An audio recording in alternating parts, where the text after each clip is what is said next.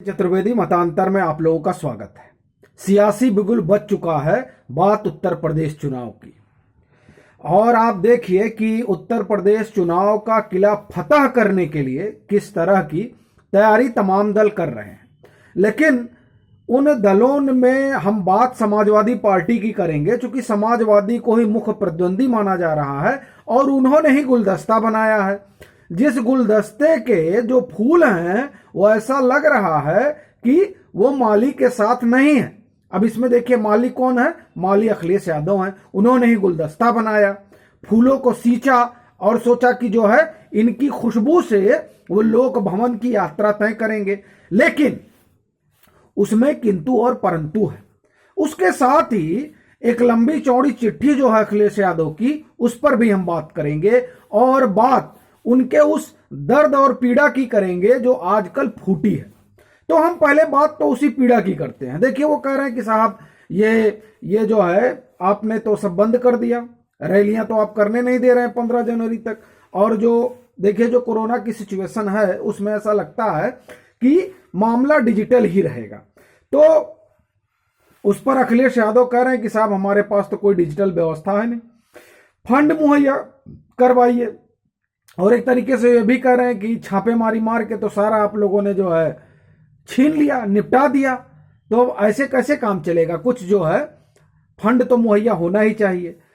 तो अब एक चीज ये हो गई कि वो जो भाजपा का डिजिटल प्रेजेंस है और जो भाजपा का अपना आईटी सेल है, उससे ऐसा मालूम पड़ता है कि अखिलेश यादव खासा घबराए हुए हैं। लेकिन देखिए जनसभाओं का अपना एक अलग आप मतलब उसका एक अलग प्रभाव तो पड़ता ही है। लोग आते हैं तो कानाफूसी होती, कह रहे बड़ा जनसैलाब उमड़ा था, और उससे जो है एक जनमत बनता है। और जो फ्लोटिंग वोट है जिसे कहा जाता है, वो लोग जो ये देखते हैं कि कौन जीत रहा है तब तय करते हैं।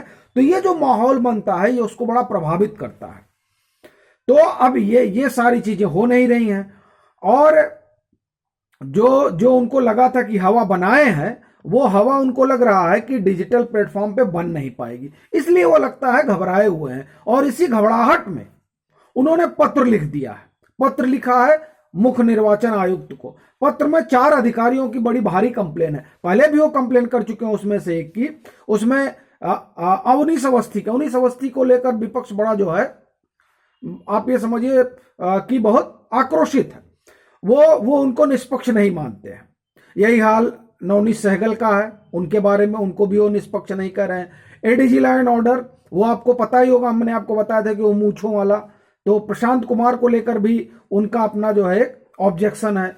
और यस को लेकर भी उनका अपना जो है, अमिताभ यस को लेकर भी उनका अपना आग्रह है। तो उन्होंने पत्र लिखा और कहा है कि इन लोगों को जो है हटाइए, लोग भाजपा कार्यकर्ता की तरह काम कर रहे हैं। अब ये जो है शुरू दिन से वो पहचान कर ही रहे थे। तो अब उससे तो ये हो गया कि ये 4 अधिकारियों की उन्होंने लिस्ट बनाई है, बाकी की और आएगी।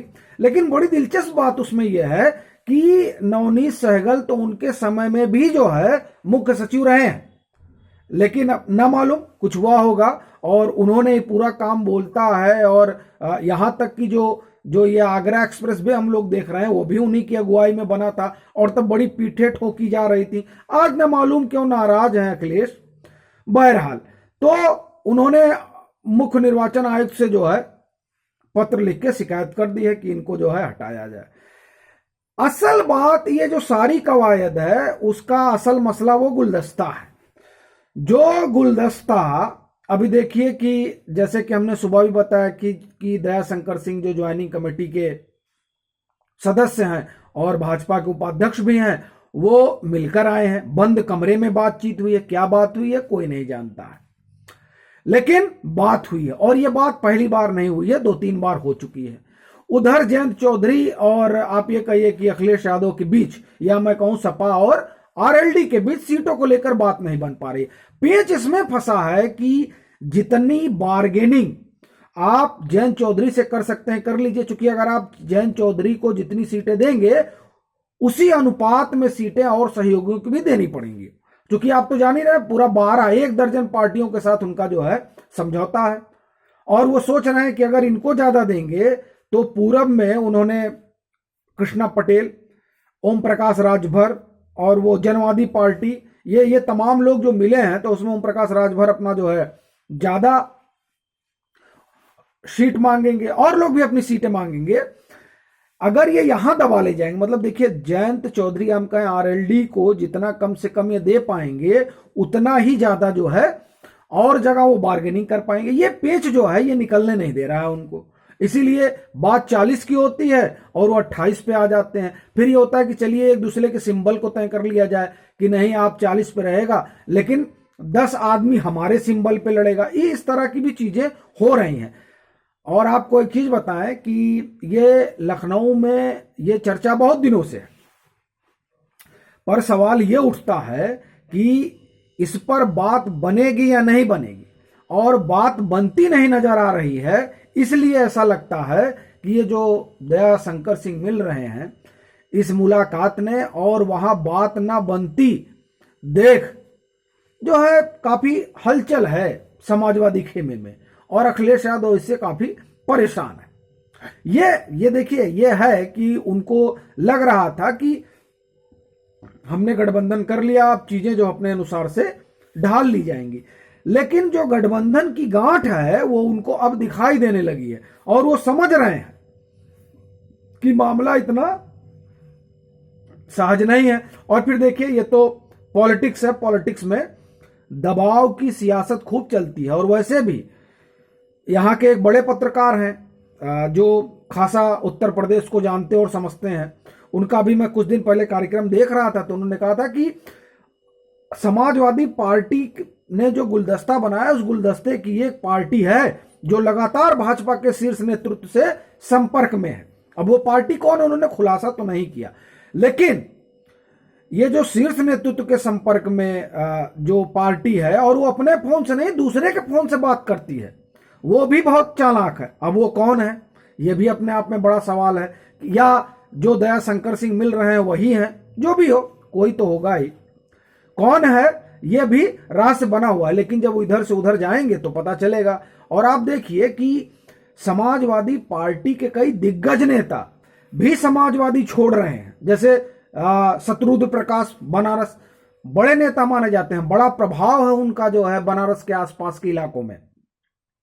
वो 4 दशक से समाजवादी थे, गैर कांग्रेसवाद के खिलाफ उन्होंने मुहिम शुरू की थी। और चूंकि वो राजनारायण के खुद को शिष्य मानते हैं, लोहिया के खुद को शिष्य मानते हैं, तो जाहिर तौर पर वो उस विरासत को लेकर आगे बढ़ रहे थे जिस विरासत के अगुआ मुलायम सिंह यादव हुआ करते थे, क्योंकि वो भी गैर कांग्रेसवाद के अगुआ हैं और उन्होंने कभी भी कांग्रेस से हाथ नहीं मिलाया। जैसा कि उनके आप ये कहिए कि उनके हाथ से कमान जाने के बाद सपा की अखिलेश यादव ने मिलाई, तो इन्होंने हाथ मिलाया, लेकिन मुलायम सिंह हमेशा कांग्रेसवाद के खिलाफ रहे, वो गैर कांग्रेसवाद के जो है पक्ष में हमेशा रहे और उनकी पूरी राजनीति इसी पर रही। तो अब वो लोग जो अपने आप को खाटी समाजवादी मानते हैं वो यहां से जा रहे हैं। तो देखिए जैसे शत्रुघ्न गए, ऐसे कई नेता जा रहे हैं। तो ये जो है इस वजह से इनकी समस्या बढ़ गई है। और जो गुलदस्ता है, गुलदस्ते की तो अपनी कहानी है, वो आप देख ही रहे हैं, सीट पर बात बन नहीं रही है, इसलिए खींच बढ़ गई है। क्या होगा ये तो समय बताएगा, लेकिन अभी जो स्थिति है उसमें ये जान पड़ता है कि अखिलेश यादव असहज है। अभी के लिए फिलहाल इतना ही। अगर आप मतांतर से नहीं जुड़े हैं तो जुड़िए, वीडियो को लाइक कीजिए, शेयर कीजिए और अपने सुझाव जरूर साझा कीजिए।